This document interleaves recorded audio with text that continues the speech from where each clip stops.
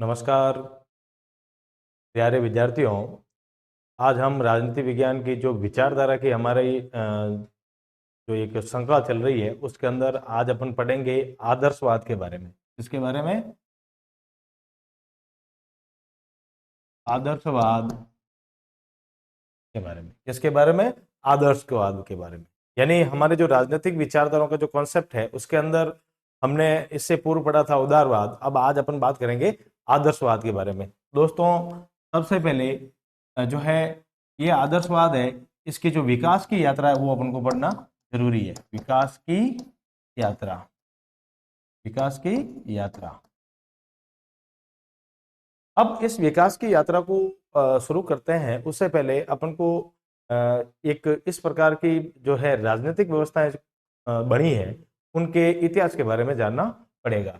यानी राजनीतिक व्यवस्था यानी शुरुआत कहां से हुई? राज्य से। कहां से? राज्य संस्था बनी। फिर बाद में है इसी संस्था से है वो व्यवस्था का निर्माण हुआ। यानी आदर्शवाद की जो धारणा है उसका अध्ययन करने से पूर्व हमें जो है राजनीति विज्ञान के जो मूल तत्व है या जो मूल उसका जो फैक्टर है राज्य है उसके संदर्भ में हमें बात करनी पड़ेगी। तो सबसे पहले प्राचीन जो विचारक हैं वो यूनान के प्लेटो और एक नाम आता है अरस्तु। ये जो दो विचारक थे, इन विचारकों ने जो है राज्य के बारे में जो है राजनीतिक विचारधारा, जो राज्य की जो पूरा एक ताना बाना होता है उसको लोगों के सामने रखने का प्रयास किया। तो प्लेटो है, ये यूनान के महान दार्शनिक भी थे। क्या थे ये? राजनीतिक शास्त्री होने के साथ साथ क्या थे? दार्शनिक थे। क्या थे? दार्शनिक। अब ये जो आदर्शवाद जो शब्द निकला है दोस्तों, उसमें एक चीज आपको ध्यान रखनी है कि जो इन लोगों ने, प्लेटो और अरस्तु ने, इन लोगों ने सबसे पहले राज्य नामक संस्था को जो है एक नैतिक संस्था के रूप में माना। किस रूप में? नैतिक संस्था। और ये जो राज्य है ये परिणाम है मानव के, परिणाम है मानव के विवेक का, मानव के विवेक का। यानी मनुष्य ने जो है स्वाभाविक रूप से एक राजनीतिक व्यवस्था का निर्माण किया है। ठीक है, तो एक नैतिक संस्था माना, नैतिक के साथ साथ स्वाभाविक संस्था माना। क्या माना? स्वाभाविक संस्था। यानी ये जो राज्य नामक संस्था है इसका जो निर्माण है वो धीरे धीरे है समय के साथ हुआ है, समय के साथ हुआ है। तो दो चीजें हमारे सामने आती है कि नैतिक संस्था के रूप में, एक स्वाभाविक संस्था के रूप में। तो जो ये आदर्शवाद का कॉन्सेप्ट है ये दोस्तों ये बताता है कि जो राज्य है, जो राज्य है एक नैतिक संस्था, एक स्वाभाविक संस्था है, इसीलिए जो राज्य है वो संप्रभुता का जो है वास राज्य के अंदर ही रहेगा। तो संप्रभुता किसमें रहेगी? किसमें रहेगी? वो इसी राज्य नामक संस्था के अंदर रहेगी। यानी सर्वोच्च शक्ति है वो राज्य के पास रहेगी और राज्य ही एक व्यवस्था ऐसी है जिसके अंदर जो है व्यक्ति जो रह सकता है। यानी बिना राजनीतिक व्यवस्था के व्यक्ति का कोई अस्तित्व नहीं है। तो जो ये प्लेटो और अरस्तु थे, ये राजनीतिक व्यवस्था को एक नैतिक संस्था के रूप में राज्य को जो है समझते थे। प्लेटो, अरस्तु।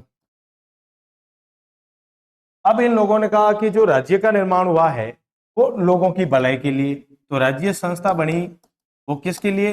लोगों के लिए। और जो है लोग हैं वो एक राजनीतिक व्यवस्था का हिस्सा होंगे। तो इन्होंने बताया मनुष्य राजनीतिक प्राणी होता है, प्राणी होता है।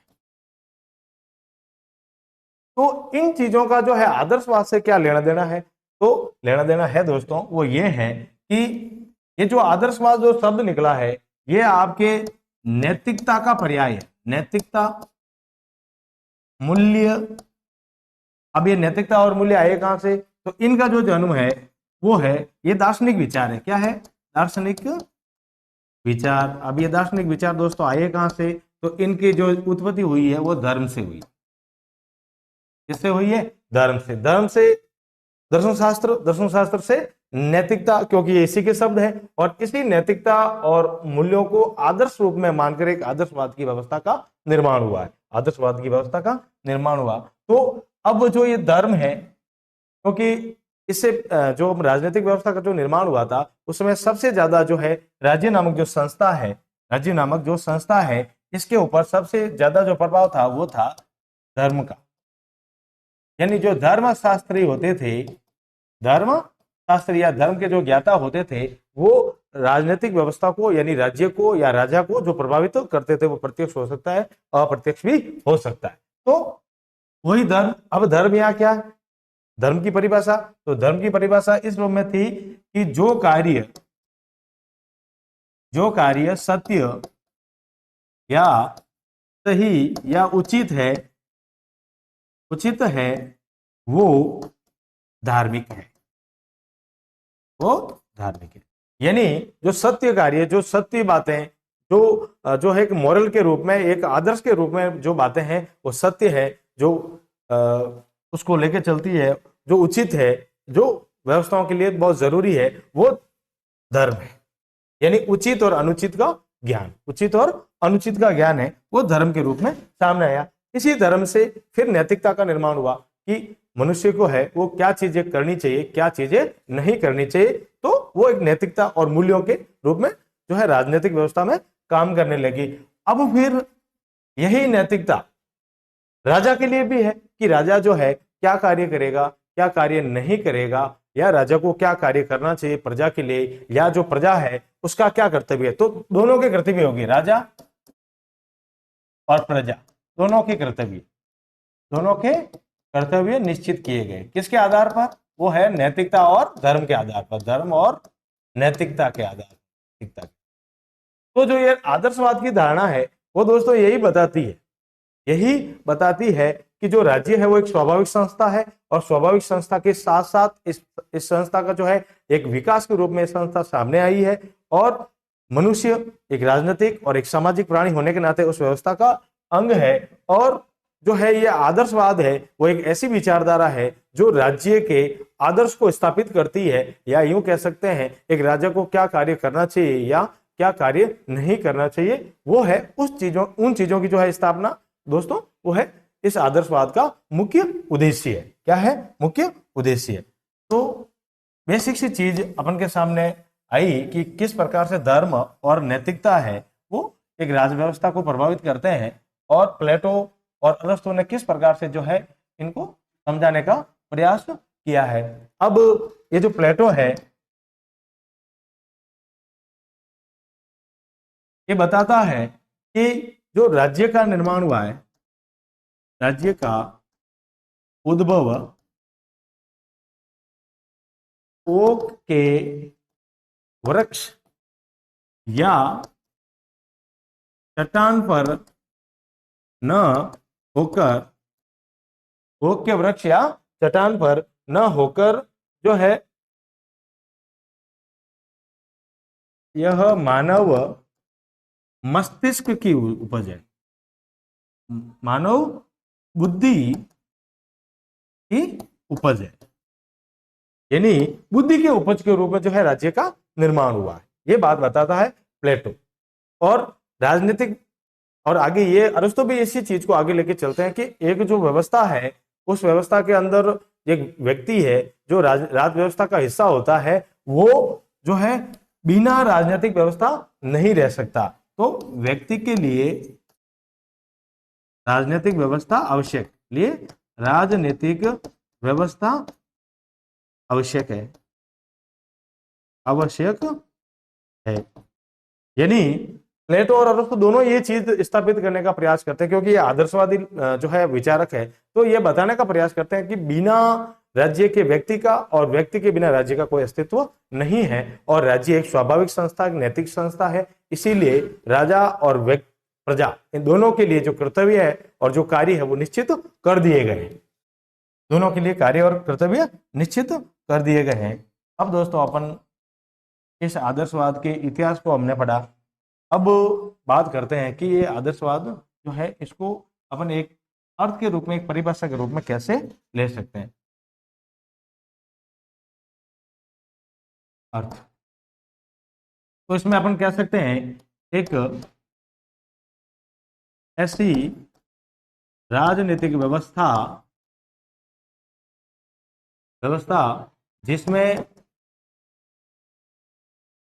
जिसमें राजा, या यूं कह सकते हैं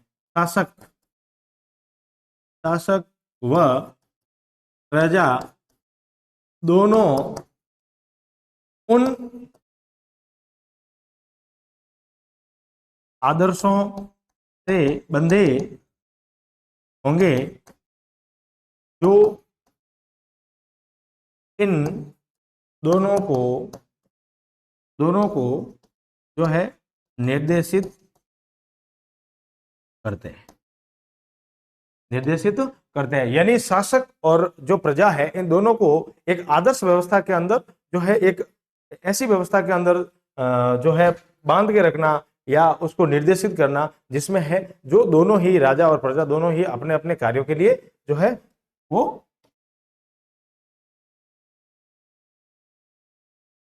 कृत संकल्प रहेंगे। ठीक है, एक और इसके अर्थ को अपन ये ले सकते हैं कि एक ऐसी राजनीतिक व्यवस्था या ऐसी राजनीतिक व्यवस्था का निर्माण जिसमें जो है एक राज्य है वो सर्वोच्च होगा, और राज्य सर्वोच्च होने के साथ साथ राज्य सर्वोच्च और ये किसके? मानव विवेक की उपज है। किसकी उपज? विवेक की उपज है। इसी के आधार पर राज्य का, तो एक राज्य सर्वोच्च है, स्वाभाविक है, सर्वोपरि है और जो है समस्त व्यवस्थाएं हैं वो राज्य ही करेगा। किसके लिए? व्यक्ति के लिए या उस स्वयं एक व्यवस्था के लिए। तो आज दोस्तों हमने पढ़ा राजनीतिक व्यवस्था के अंदर जो है आदर्शवाद की जो धारणा है उसके बारे में हमने पढ़ा, और यह भी जानने का प्रयास किया कि जो आदर्शवादी व्यवस्था है वो ऐसी नैतिक धारणाओं पर आधारित व्यवस्था है जो है राजा और प्रजा दोनों को नैतिक आधार पर है वो नियंत्रित और निर्देशित करने का कार्य करती है। आज के लिए दोस्तों इतना ही, मिलेंगे अगले वीडियो में, तब तक के लिए नमस्कार।